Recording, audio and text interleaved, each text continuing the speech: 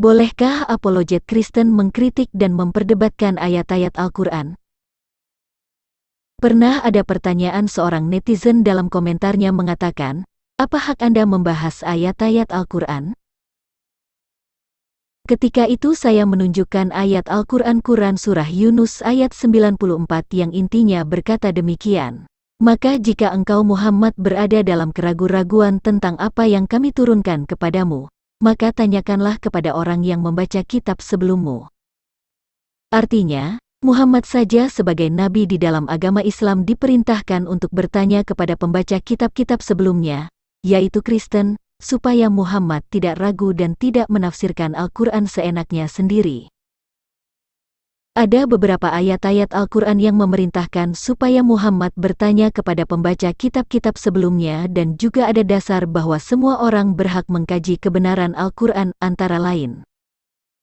Quran Surah Yunus ayat 94 berkata, maka jika engkau Muhammad berada dalam keraguan-raguan tentang apa yang kami turunkan kepadamu, maka tanyakanlah kepada orang yang membaca kitab sebelummu, sungguh, telah datang kebenaran kepadamu dari Tuhanmu, maka janganlah sekali-kali engkau termasuk orang yang ragu.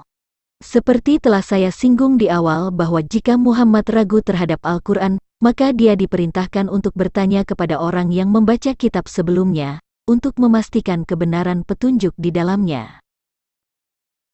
Mereka yang membaca kitab-kitab sebelumnya yaitu kitab Taurat dan Injil tentu adalah orang-orang penganut agama Yahudi dan agama Kristen. Oleh karena itu penganut agama Yahudi dan agama Kristen berhak mengkaji ayat-ayat Al-Quran dan menjelaskannya kepada umat Islam, karena di dalamnya memuat berita tentang Taurat dan Injil.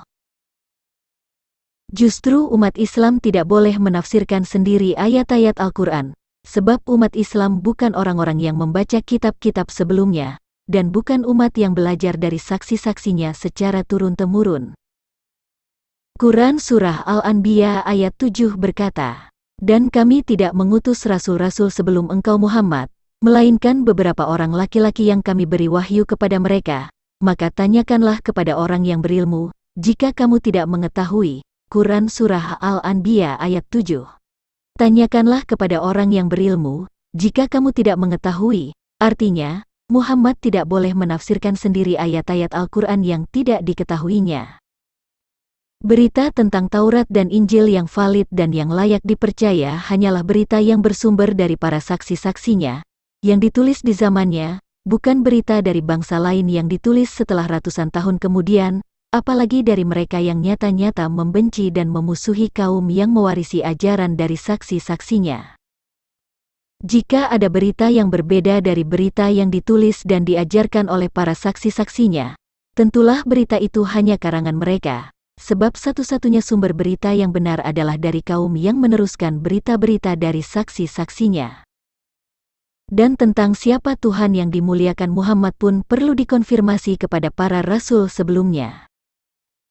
Di Quran Surah Az-Zukhruf ayat 44-45 dikatakan, dan sungguh, Al-Quran itu benar-benar suatu peringatan bagimu dan bagi kaummu, dan kelak kamu akan diminta pertanggungjawaban, dan tanyakanlah Muhammad, kepada rasul-rasul kami yang telah kami utus sebelum engkau, apakah kami menentukan Tuhan-Tuhan selain Allah yang Maha Pengasih untuk disembah?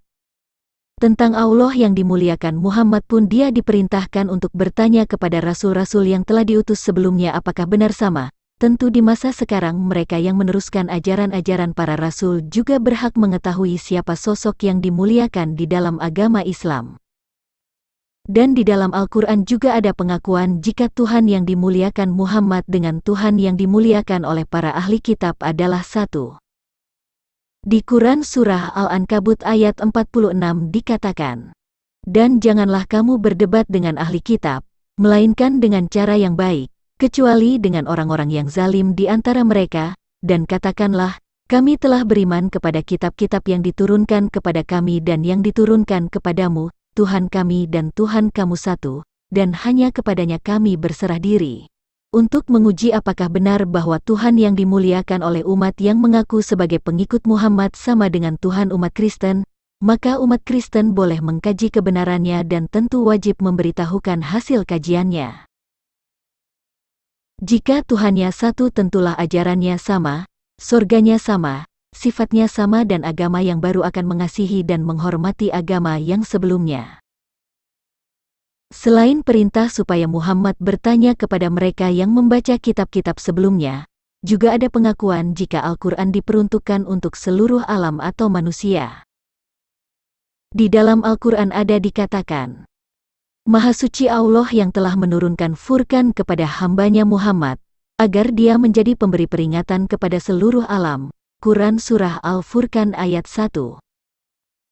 Inilah Al-Quran, suatu keterangan yang jelas untuk semua manusia, dan menjadi petunjuk serta pelajaran bagi orang-orang yang bertakwa. Quran Surah Ali Imran ayat 138. Oleh karena itu, semua manusia berhak mengetahui siapa Tuhan yang dimuliakan oleh agama Islam melalui petunjuk-petunjuk yang ada di dalam Al-Quran, supaya mereka tidak terperangkap di dalam kekeliruan yang pada akhirnya mendatangkan kebinasaan kepada mereka. Jika ada umat Islam yang mengatakan tidak boleh selain umat Islam mengkaji ayat-ayat Al-Quran, maka Anda adalah orang yang melanggar perintah Al-Quran itu sendiri. Muhammad saja diperintahkan supaya mengkonfirmasi tentang ayat-ayat Al-Quran dan Tuhan yang dimuliakan di dalamnya kepada umat sebelumnya, apalagi umat Islam yang hanya diwajibkan membacanya dalam bahasa Arab.